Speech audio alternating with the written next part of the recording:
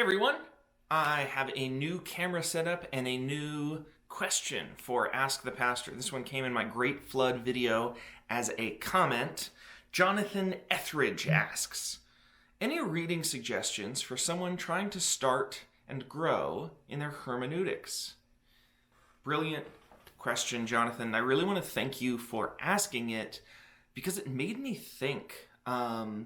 It turns out I talk a lot about hermeneutics on this channel, but when I started to think about reading suggestions, I realized wow, a lot of my kind of views on hermeneutics, how we read, how we interpret texts, are really kind of hard won.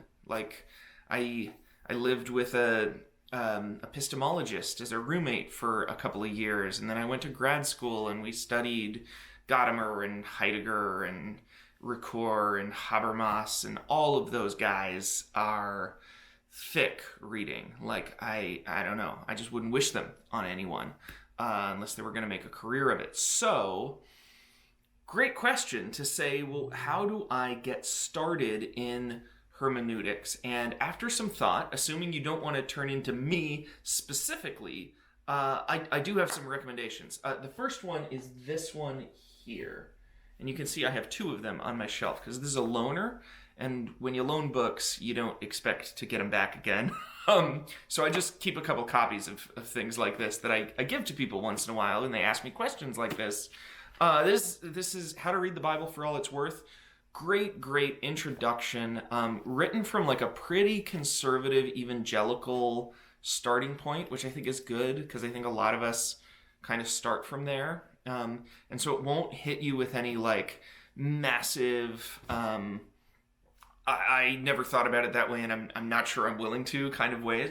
But just a basic introduction to yes, the Bible is something that we interpret. It's not something that we can just read and understand without any process. Here's a good way to think about the different genres in the Bible and how we think about them differently. It goes through each one.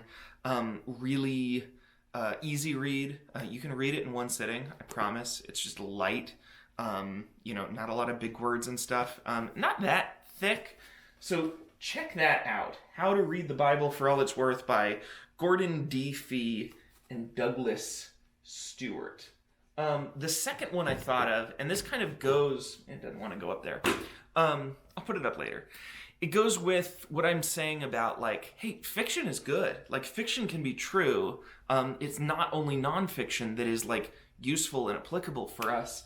I want to send you to a fiction book for hermeneutics. This is Inherit the Wind. Inherit the Wind is a story, it's a play actually, about the Scopes Monkey trial, but it's fictionalized. So the names have been changed and the characters have been made more dramatic. The high points of drama have been brought to the forefront. And it becomes a tale about two different lawyers, two different lovers of God, lovers of the text of the Bible, who come to it very different ways, and how and why they come to it the way they do and why that matters. So it's entertaining. Again, super quick read. There's also a movie, if you can't go and see the play performed by talented players somewhere. The movie has Robert Mitchum in it, and I think Gregory Peck, and the guy who played Darren in Bewitched. So check that out. It's black and white. If you don't like black and white, there's a color version that was made for TV. Inherit the Wind, another really great book to look into for how we read the Bible. There's another one, because hermeneutics isn't just a Christian thing, right? Hermeneutics is about how we read and interpret texts, and we're all doing that all the time. So,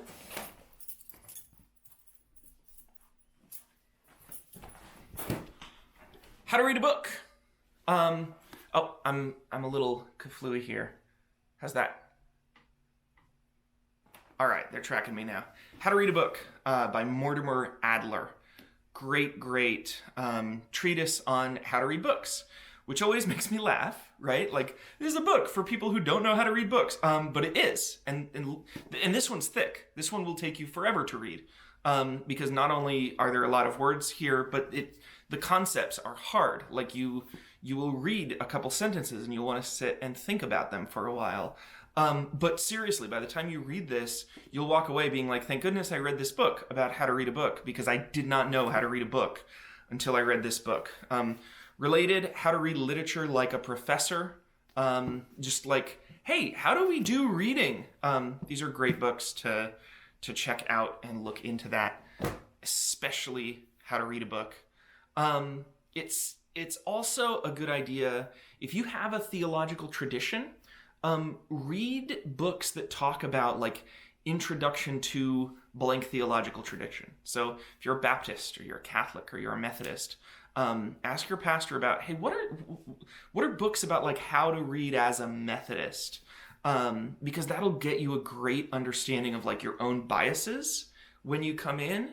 And then what you can do is then you can read other books, and, you know, ask your Baptist friend down the street to ask their pastor, hey, how do Baptists, what's a book about how to read like a Baptist?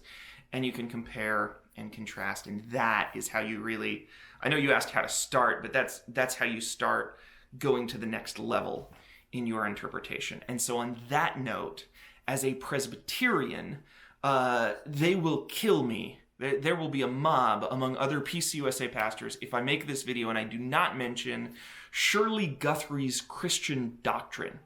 Shirley Guthrie is a very well-beloved pastor. He's a male, even though his name's Shirley. And he wrote a book called Christian Doctrine, the beginning of which features 6 interpretive rules, which really, they deserve their own video, just going through Shirley Guthrie's 6 interpretive rules. But they talk about how we read, particularly from a Reformed perspective. And so the rule of love, Jesus says that love your neighbor as yourself and love God are the most central understanding. So if we're reading the Bible in some way that doesn't go with love, we're probably reading it in the wrong way. Talk about the rule of context and talk about these kinds of things.